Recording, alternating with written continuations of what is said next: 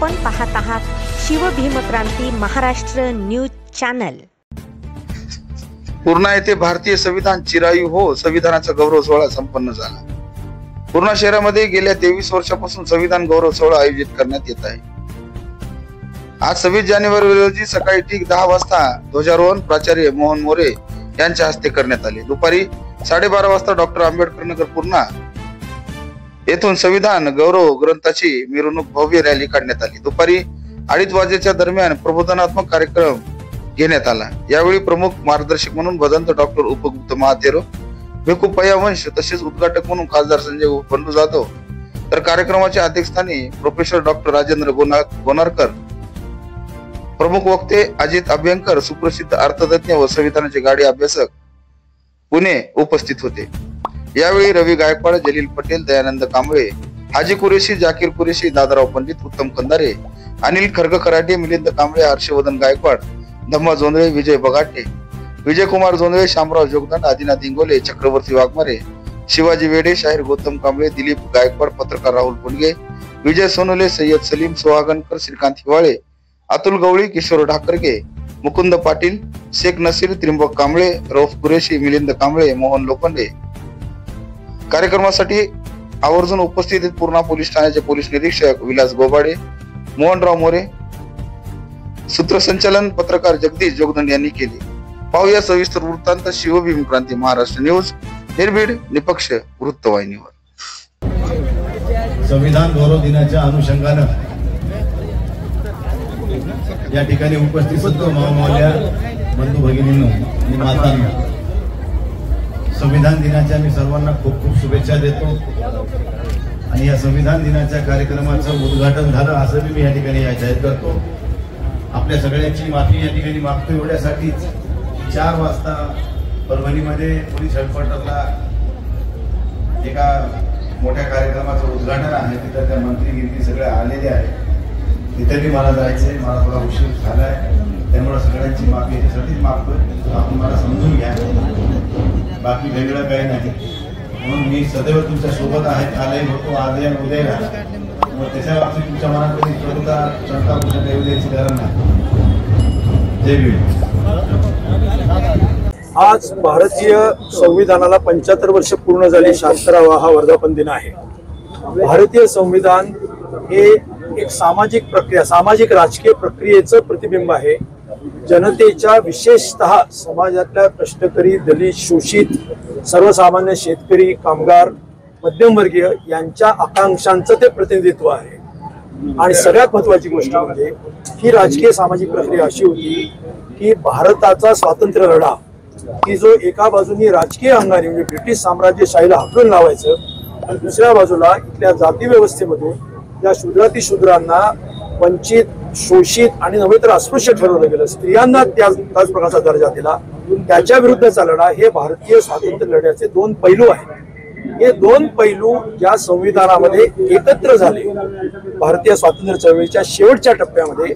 तो टप्पा म्हणजे संविधान निर्मितीचा 1946 ते 1949 हा टप्पा आहे की ज्या वेळेला काँग्रेसचं नेतृत्व, ज्यामध्ये महात्मा गांधी आहेत, पंडित नेहरू आहेत, जवाहरलाल, त्याचप्रमाणे वल्लभभाई पटेल आहेत, हे सगळे नेते आणि डॉक्टर बाबासाहेब आंबेडकर यांच्या नेतृत्वाखालची सगळी सामाजिक चळवळ ही एकत्र झाली आणि त्यांनी हे संविधान बनवलं।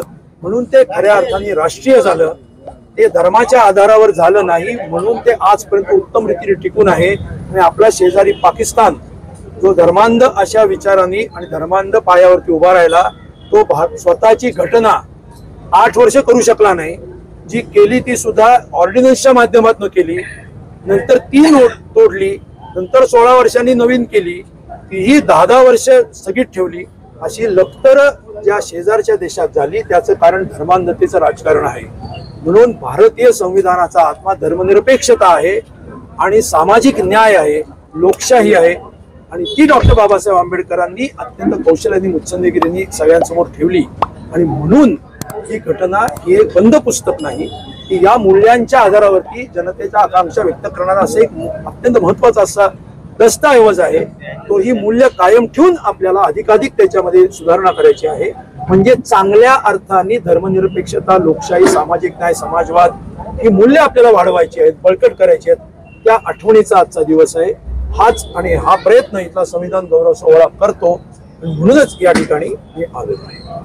लोकांनी काय याबद्दल सांगायला आज देशामध्ये जे प्रयत्न चालू आहेत ते भारतीय घटना ही उलट्या दिशेने बंद करण्याचा प्रयत्न चालू आहे. म्हणजे एका बाजूला डॉक्टर बाबासाहेब आंबेडकरांचं नाव घ्यायचं, त्यांचा मोठा गौरव करतो अशा प्रकारचा कांगावा करायचा, आणि दुसऱ्या बाजूला भारतीय घटनेला पूर्णपणे कीड लावून त्याची सगळी नष्ट, त्याचा विशेषतः अर्थ बदलून त्याच्यामध्ये वन नेशन वन इलेक्शन, त्याच्यानंतर राज्यपालांना वाटेल तसे अधिकार, म्हणजे भाषिक राज्यांचे अधिकार खरडून काढणं, राज्यांचे अधिकार खरडून काढणं, विरोधकांना न्याय व्यवस्थेला खरडून काढणं, हे सगळे जे प्रयत्न भारतीय घटना नष्ट करण्याचेच प्रयत्न आहेत. तसं आपण होऊन द्यायचं नाही. भारताला धर्मांतर राजकारणाच्या दिशेने आणि लोकशाहीच्या दिशेने न्यायचं नाही, ही प्रतिज्ञा करण्याचा. भारतीय संविधानाने आज अनेक ठराव केलेले आहेत. त्यापैकी महत्त्वाचे ठराव म्हणजे जो अमृत महोत्सव संविधानाचा चालू आहे, त्या निमित्ताने केंद्र शासनाला आणि राज्य शासनाला आम्ही विनंती केलेली आहे ठरावाच्या माध्यमाने की आपण घर घर संविधान हा कार्यक्रम राबवित आहात, परंतु घर घर संविधानाची प्रत तुम्ही काही देत नाहीत. त्यासाठी आमची या संविधान गौरव 23व्या संविधान गौरव सोहळ्याच्या निमित्ताने ठरावाच्या माध्यमाने विनंती असणार आहे की देशातील प्रत्येक घरी 140 कोटी जनतेपर्यंत संविधानाची प्रत जाईल अशा प्रकारचा कार्यक्रम राज्य शासनाने आणि केंद्र शासनाने राबवावा. की हा एक ठराव झाला. दुसरी गोष्ट, बीड आणि परभणीमध्ये ज्या दंगली झाल्या आणि संविधान विरोधी कृत्य झालं आणि त्यामध्ये सोमनाथ सूर्यवंशीचा बळी गेला, त्याच आंदोलनामध्ये विजय वाकोडे शहीद झाले. ह्या सगळ्या गोष्टी ह्या संविधान विरोधी आहेत आणि संविधानावर होणारे घाले याच्या दुःखाने ते झालेले आहेत. ही एक बाजू या संविधानाच्या निमित्ताने या ठिकाणी स्पष्ट झालेली आहे. संविधानावर ज्या वेळेस चर्चा सुरू झाली होती, संविधानाची समीक्षा, त्यावेळेस आम्ही हा कार्यक्रम संविधानाचा गौरव सोहळा चालू केला होता. आणि आज 23 वर्षानंतर आम्हाला असं वाटतं की आम्ही जो गौरव सोहळा सुरू केला होता तो योग्यच होता आणि तो आज खऱ्या अर्थानं त्याचे सगळे परिणाम आपल्याला पाहायला मिळतील. या देशातल्या प्रत्येक नागरिकाला हा भारतनिष्ठ व्हायला पाहिजे, राष्ट्रनिष्ठ होणं अत्यंत गरजेचं आहे. कारण या देशामध्ये असणाऱ्या ज्या सत्ता आजपर्यंत होत्या त्यांनी RSS चा छुपा अजेंडा आपल्या या देशामध्ये पेरण्याचा प्रयत्न केलेला आहे. तो प्रयत्न अत्यंत चुकीचा आहे. त्याला कुठल्याही प्रकारची चव राहिलेली नाही. या देशामध्ये पुन्हा एकदा मनुस्मतीचं राज्य यावं अशा प्रकारचा तो अजेंडा आहे. हा अजेंडा हाणून पाडायचा असेल, सर्वसामान्य माणसांना न्याय मिळायचा असेल तर खऱ्या अर्थानं भारतीय संविधानाने देशातल्या नागरिकांना दिलेले जे हक्क आहेत त्या हक्काची जाणीव त्यांना झाली पाहिजे. आपण कर्तव्यांच्या बाबतीमध्ये पाहतो की या देशातला सर्वसामान्य माणूस हा देशनिष्ठ आहे. तो भारतावर प्रचंड प्रेम करतो. या देशासाठी तो कधीही कुर्बान व्हायला तयार असतो. कुठल्याच प्रकारची भारताच्या विरोधामध्ये, देशाच्या विरोधामधली घोषणा तो करत नाही आणि स्वीकारतही नाही. अशा एकनिष्ठ असणाऱ्या माणसाला पण या देशाने दिलेल्या संविधानाची जी काही हक्क आहेत ते प्राप्त होत नाही, ही दुर्दैवी गोष्ट आहे. अशा परिस्थितीमध्ये 75 वर्षाच्या संविधानाच्या या वाटचालीमध्ये हा देशाचा नागरिक अजूनही पाठीमागे राहिलेला आहे. त्याची कुठल्याच प्रकारची उन्नती, ती मग आर्थिकदृष्ट्या असेल, सांस्कृतिकदृष्ट्या असेल, सामाजिकदृष्ट्या असेल, ही झालेली नाही. ही उन्नती करण्याच्या दृष्टीने सर्वतोपरी देशामध्ये असणाऱ्या सरकारांनी ती केली पाहिजे. ते त्यांचं कर्तव्य आहे असं मला वाटतं।